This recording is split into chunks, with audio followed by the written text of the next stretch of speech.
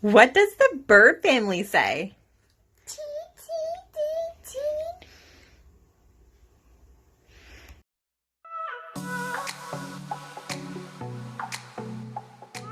The Demo family saves the Chickadee family.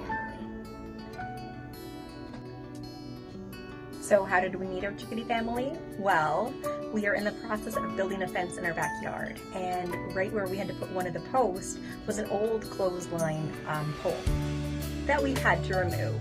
And after we removed it, we noticed that there was a little hole in the top of the pole with 2 little chickadees inside. So we cut off the pole and attached it to a nearby tree. And we have been observing Mom and Dad since then, so they seem pretty happy. Stay tuned for some clips of the Chickadee family. So we're trying to build a fence at the back of our property here. We're removing this clothesline, this old clothesline.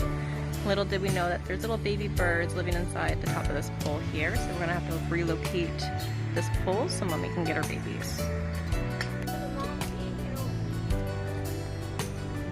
They really put the time.